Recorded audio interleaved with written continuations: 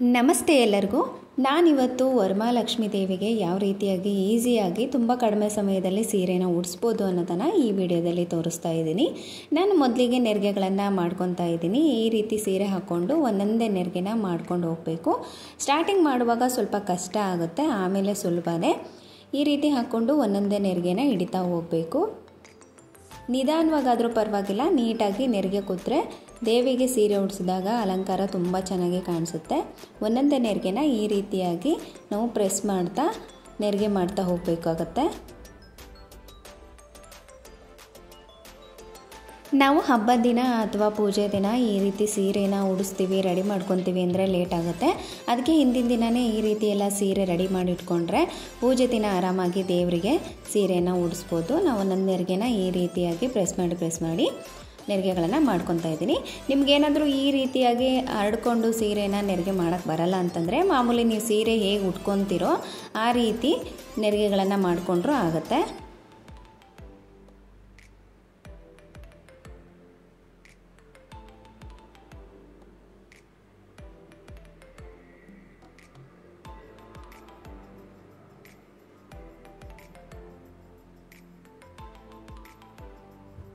ಈಗ ನಾನು ಕಂಪ್ಲೀಟಾಗಿ ನೆರಿಗೆಗಳನ್ನು ರೆಡಿ ಮಾಡಿಕೊಂಡೆ.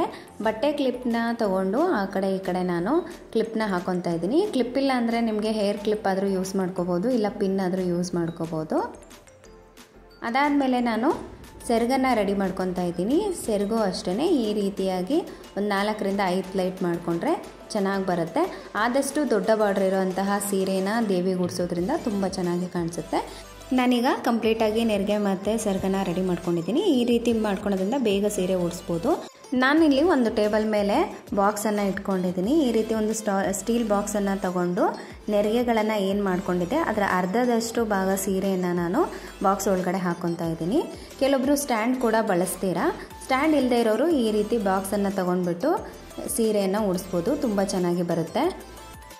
ಬಾಕ್ಸ್ ಇಲ್ಲ ಅಂದ್ರೂ ನೀವು ದೊಡ್ಡದಾದಂತಹ ಪಿನ್ಗೆಲ್ಲೂ ಕೂಡ ಅರ್ಧದಷ್ಟು ಈ ರೀತಿ ಸೀರೆನ ಒಳಗಡೆ ಹಾಕಿ ನೆರಿಗೆಗಳನ್ನು ಸರಿ ಮಾಡಿಕೊಂಡ್ರು ಇದೇ ರೀತಿಯಾಗಿ ನೀವು ಸೀರೆಯನ್ನು ಉಡಿಸ್ಬಹುದು. ನೋಡಿ, ಕಂಪ್ಲೀಟಾಗಿ ಒಂದೊಂದೇ ನೆರಿಗೆನ ನಿಧಾನವಾಗಿ ನಾನು ಈ ರೀತಿ ಸರಿ ಮಾಡ್ಕೊತಾ ಇದ್ದೀನಿ. ಸಡನ್ನಾಗಿ ಕ್ಲಿಪ್ಗಳನ್ನು ತೆಗಿಬೇಡಿ, ತೆಗೆಯೋದ್ರಿಂದ ನೆರಿಗೆಗಳೆಲ್ಲ ಮಿಸ್ ಆಗುತ್ತೆ. ಒಂದೊಂದೇ ಕ್ಲಿಪ್ಪನ್ನು ತೆಗೆದುಬಿಟ್ಟು ಒಂದೊಂದೇ ನೆರಿಗೆನ ಈ ರೀತಿಯಾಗಿ ನಾನು ಸರಿ ಮಾಡ್ಕೊತಾ ಇದ್ದೀನಿ. ನೀವು ಸೀರೆನ ಸ್ವಲ್ಪ ಐರನ್ ಮಾಡಿದ್ರೆ ನೆರಿಗೆ ಎಲ್ಲ ನೀಟಾಗಿ ಕೂರುತ್ತೆ. ದೇವಿಗೆ ಅಲಂಕಾರ ಮಾಡಿದಾಗ ತುಂಬ ಚೆನ್ನಾಗಿ ಕಾಣಿಸುತ್ತೆ. ಸ್ವಲ್ಪ ಏನು ಇಡ್ಸಿರುತ್ತೆ ಅಲ್ವಾ, ಕೆಳಗಡೆ ದೊಡ್ಡ ಬಾರ್ಡರ್ಗಳು ಏನಿರುತ್ತೆ, ದೊಡ್ಡ ಬಾರ್ಡರ್ ಸೀರೆ ತುಂಬ ಚೆನ್ನಾಗಿ ಕಾಣಿಸುತ್ತೆ ಅಮ್ಮನವ್ರಿಗೆ. ಅಲ್ಲಿ ಸ್ವಲ್ಪ ಐರನ್ ಮಾಡಿದ್ರೆ ಇನ್ನೂ ತುಂಬ ಚೆನ್ನಾಗಿ ಸೀರೆ ನೆರಿಗೆಗಳೆಲ್ಲ ಕೂರುತ್ತೆ. ನೀವು ಸೀರೆನ ಡಬಲ್ ಫೋಲ್ಡ್ ಮಾಡಿ ಕೂಡ ಇದೇ ರೀತಿಯಾಗಿ ಉಡಿಸ್ಬೋದು. ಅದನ್ನು ನಾನು ನೆಕ್ಸ್ಟ್ ವಿಡಿಯೋದಲ್ಲಿ ಕೂಡ ತೋರಿಸ್ತೀನಿ. ಅದಾದಮೇಲೆ ನಾನು ಆ ಬಾಕ್ಸ್ ಮೇಲೆ ಒಂದು ಪ್ಲೇಟನ್ನು ಇಡ್ತಾ ಇದ್ದೀನಿ. ಆ ಪ್ಲೇಟ್ ಇಟ್ಟು ಅದ್ರ ಮೇಲೆ ಒಂದು ಚಿಕ್ಕ ಬಿಂದಿಗೆನ ಇಟ್ಕೊತಾ ಇದ್ದೀನಿ. ಅದಾದಮೇಲೆ ನಾನು ಒಂದು ಬ್ಲೌಸ್ ಪೀಸ್ನಿಂದ ಈ ರೀತಿ ಆ ಒಂದು ಬಿಂದಿಗೆನ ಕವರ್ ಮಾಡ್ಕೊತಾ ಇದ್ದೀನಿ. ಕೆಲವೊಬ್ಬರು ಬ್ಲೌಸ್ ಪೀಸನ್ನು ಸೀರೆಯಿಂದ ಕಟ್ ಮಾಡೋದಿಲ್ಲ. ಕಟ್ ಮಾಡ್ತೀವಿ ಅನ್ನೋದಾದರೆ ಅದೇ ಬ್ಲೌಸ್ ಪೀಸನ್ನು ಕೂಡ ನೀವು ಇಲ್ಲಿ ಬಳಸ್ಬೋದು. ಈಗ ನಾನು ಸೆರಗನ್ನು ತೊಗೊತಾ ಇದ್ದೀನಿ. ಯಾವುದೇ ಕಾರಣಕ್ಕೂ ಪಿನ್ ಆಗಲಿ ಅಥವಾ ಕ್ಲಿಪ್ ಆಗಲಿ ನೀವು ರಿಮೂವ್ ಮಾಡ್ಕೊಳಕ್ಕೆ ಹೋಗಬೇಡಿ, ಇದರಿಂದ ನೆರಿಗೆಗಳು ಮಿಸ್ ಆಗಿಬಿಡುತ್ತೆ. ಈಗ ನಾನು ಸೆರಗನ್ನು ತೊಗೊಂಡು ಒಂದು ಸೈಡ್ ಹಾಕ್ಕೊತಾ ಇದ್ದೀನಿ. ನೀವು ಸೆರಗನ್ನು ಯಾವ ರೀತಿ ಆದರೂ ಹಾಕ್ಕೊಬೋದು, ಡಬಲ್ ಸೈಡ್ ಹಾಕ್ಕೋಬೋದು ಅಥವಾ ಲಂಗ ದಾವಣಿ ನಾವು ಯಾವ ರೀತಿ ಡಿಫ್ರೆಂಟಾಗಿ ಸೆರಗನ್ನು ಹಾಕ್ಕೊತೀವೋ ಆ ರೀತಿಯಾಗಿ ಅಮ್ಮನವ್ರಿಗೂ ಕೂಡ ನಾವು ಈ ರೀತಿ ಸೆರಗನ್ನು ಹಾಕ್ಕೊಬೋದು.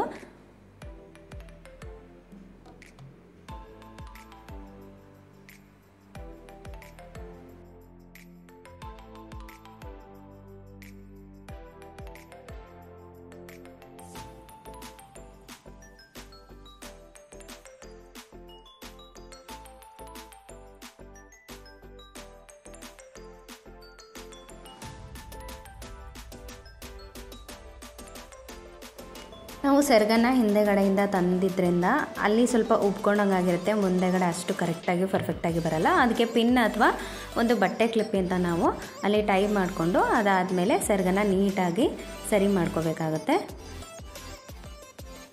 ನೋಡಿ ಎಷ್ಟು ಚೆನ್ನಾಗಿ ಬಂದಿದೆ, ಎಷ್ಟು ಚೆನ್ನಾಗಿ ಕಾಣಿಸ್ತಾ ಇದೆ ಅಂತ. ನೀವು 2 ಸೈಡ್ ಬೇಡ ಅಂದರೆ ಒಂದೇ ಸೈಡ್ ಕೂಡ ಸೆರಗನ್ನು ಹಾಕೋಬೋದು. ಇನ್ನೊಂದು ಸೆರಗನ್ನು ಕೂಡ ನಾನು ಪಿನ್ನಿಂದ ಹೋಲ್ಡ್ ಮಾಡ್ಕೊಂಡಿದ್ದೀನಿ. ಈಗ ನಿಮ್ಮ ಹತ್ರ ಇರೋವಂಥ ಒಡವೆಗಳನ್ನು ಹಾಕಿದರೆ ಸೊ ಕಂಪ್ಲೀಟಾಗಿ ವರಮಹಾಲಕ್ಷ್ಮಿಗೆ ಈ ರೀತಿಯಾಗಿ ರೆಡಿ ಮಾಡ್ಬೋದು. ತುಂಬ ಸುಲಭವಾಗಿರುತ್ತೆ.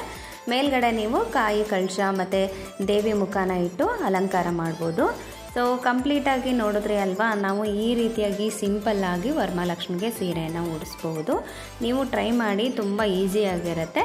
ಈ ವ್ಲಾಗ್ನ ನಾನು ಇಲ್ಲಿಗೆ ಎಂಡ್ ಮಾಡ್ತೀನಿ. ಮತ್ತೆ ಹೊಸ ವ್ಲಾಗಲ್ಲೇ ಸಿಗ್ತೀನಿ. ಅಲ್ಲಿವರೆಗೂ ಮಿಸ್ ಮಾಡದೆ ನನ್ನ ಚಾನಲ್ನ ನೋಡಿ. ಯಾರೆಲ್ಲ ಸಬ್ಸ್ಕ್ರೈಬ್ ಮಾಡ್ಕೊಳ್ಳೋ ಸಬ್ಸ್ಕ್ರೈಬ್ ಮಾಡಿಕೊಂಡು ಸಪೋರ್ಟ್ ಮಾಡಿ. Thank you.